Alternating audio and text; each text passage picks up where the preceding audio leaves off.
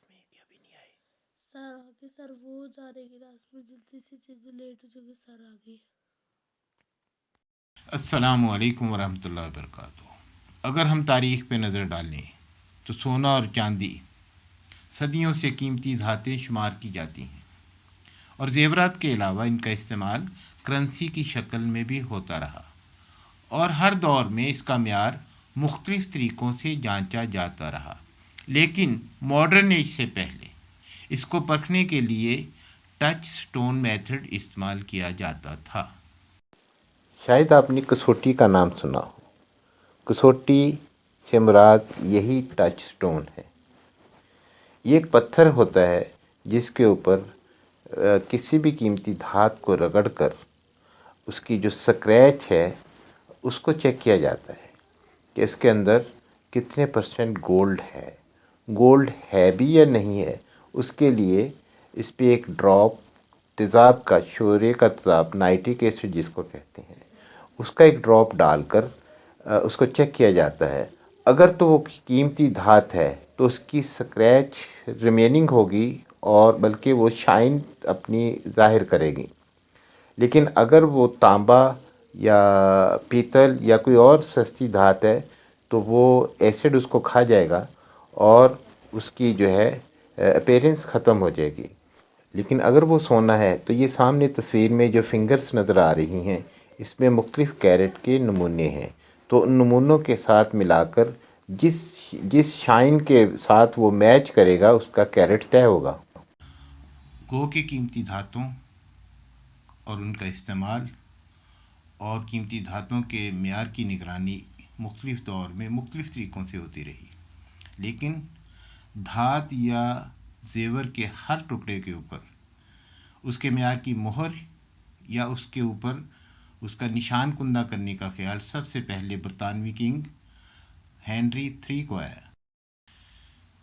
پھر کئی مرحلوں سے گزر کر 1478 میں یہ طے ہوا کہ لندن کی مشہور company gold Smith and company کو یہ ذمہ داری دی جائے کہ وہ 18 کیرٹ کے غیر معیاری سونے اور غیر معیاری چاندی پر نظر رکھے، اور جو لوگ غیر معیاری سونے اور غیر معیاری چاندی کے کاروبار میں ملوث ہوں ان کو جرمانہ عائد کرے، اور اس کی ایک ذمہ داری یہ بھی لگائی گئی کہ وہ ہر معیاری سونے اور معیاری چاندی کے اوپر برٹش کراؤن کے ساتھ لیپرڈ ہیڈ یعنی چیتے کا سر کی مہر جو ہے نا وہ لگائے، تاکہ وہ اس بات کی تصدیق ہو کہ یہ سونا گولڈ سمتھ اینڈ کمپنی کی طرف سے ہے، اور گولڈ سمتھ اینڈ کمپنی جو ہے اس کے معیار کی ذمہ دار ہے۔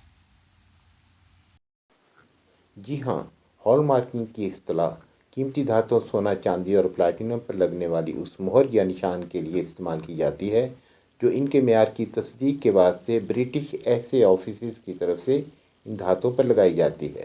مزید یہ کہ ان دھاتوں کے ان ہال مارکنگ سینٹر میں چیک کرنے کے دو طریقے ہیں۔ نمبر 1 کیوپلیشن یا فائر ایسے، number 2 naan destructive method XRF، یعنی ان دو طریقوں سے کوالٹی چیک ہوگی۔ یہ پہلے بات کرتے ہیں کیوپلیشن یا فائر ایسے کے بارے میں۔ اس میں سب سے پہلے جو ہے آپ کی جو بھی پروڈکٹ ہے، گولڈ ہے، گولڈ کی بار ہے یا جیولری کا پیس ہے، اس سے آپ نے ایک اسپیسیمن لینا ہے، اور وہ ایک خاص اماؤنٹ کا یعنی 0.5 یا 500 ملی گرام کا، تو اس میں ڈبل اماؤنٹ کی آپ نے خالص چاندی اس میں شامل کرنی ہے۔ سیمپل اور چاندی کو مکس کرنے کے بعد میں آپ نے اس کا ایک بال بنا لینا ہے۔ اس بال کو ہیمر کے ساتھ یا رولنگ مل سے گزار کے اس کی ڈسک بنا لیں۔ اس ڈسک کو آپ ایک شیٹ، لیڈ کی شیٹ کے اندر رول کریں گے، اور اس میں اس کا ایک پاؤچ بنانے کے بعد میں فائر ایسے کے لیے بنائی گئی اسپیشل گٹھالی یا کروسیبل، اس کو کیوپل کہتے ہیں، اس میں پلیس کر دیں گے، اور اس کو ہم فرنس کے اندر یا مفل کے اندر 1130 سینٹی گریڈ کے اوپر جو میلٹ کریں گے، تو اسی پروسیس کے اندر جو ہے وہ سارے جتنی امپیورٹیز ہیں وہ ایویپوریٹ ہو جائیں گی، کچھ جو ہے اس کیوپل کے اندر سیٹل ڈاؤن ہو جائیں گی۔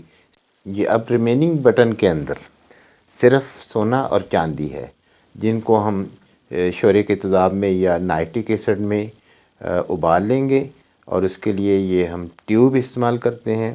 بٹن میں موجود ساری چاندی تیزاب میں حل ہو جائے گی، اور باقی پیچھے جو ہے آپ کے پاس خالص گولڈ بچا۔ اب وہ خالص گولڈ کو آپ نے کیلکولیٹ کر لینا ہے۔ مثلاً اگر سیمپل کا وزن 500 ملی گرام تھا اور ریفائن کے بعد خالص کا وزن 450 ملی گرام آیا، تو پرسنٹیج نکالنے کے لیے خالص کو گراس وزن پر تقسیم کر دیا جاتا ہے۔ کہ اسی فارمولے سے سامنے والی مثال میں جو اسکرین پہ آپ کو نظر آ رہی ہے، اس سیمپل میں 90% خالص گولڈ موجود ہے۔ اور دوسرا طریقہ ٹیسٹ کرنے کا ہے نان ڈسٹرکٹیو، یعنی ایکس آر ایف مشین کے ذریعے سے آپ اپنے سیمپل کو چیک کر سکتے ہیں۔ ایکس آر ایف میٹلز کی انالیسس جو ہے وہ لیزر بیم کے ذریعے سے کرتی ہے۔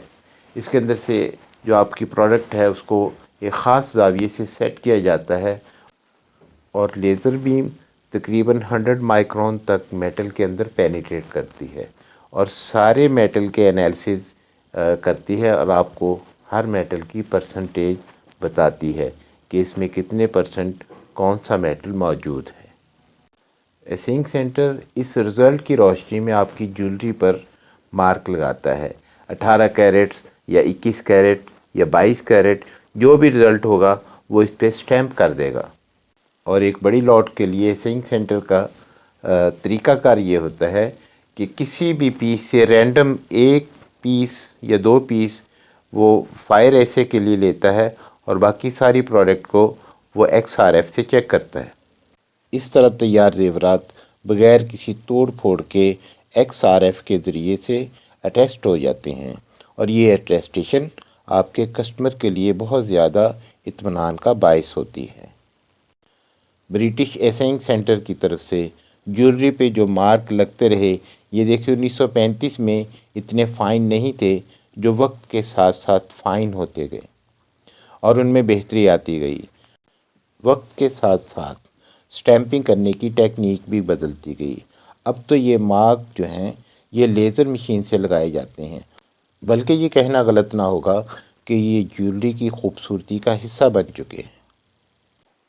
اب ان سمبلز کے اوپر نظر ڈالتے ہیں جو ان مارکس کے ترجمان ہیں۔ ان سمبلز کو یا مارکس کو دیکھ کے آپ کو فوراً پتہ چل جاتا ہے کہ یہ گولڈ یا سلور یا پلاٹینم کس کیرٹ کا ہے، اور کون سے ایسنگ سینٹر نے اس کو اٹیسٹ کیا ہے، کیونکہ اس میں ڈفرینٹ مارکس آپ کو نظر آئیں گے۔ اور اگر آپ کو اپنی جیولری کے اوپر کوئی الفابیٹس نظر آئے تو وہ اس بات کی رہنمائی کرتا ہے کہ آپ کا یہ زیور کس سن میں تیار ہوا تھا۔ یہ بڑی دلچسپ بات ہے کہ آپ کو مینوفیکچرنگ ایئر کا بھی پتہ چل جاتا ہے۔ یہ والے 5 مارک پوری زیور کی ہسٹری کو بیان کرتے ہیں۔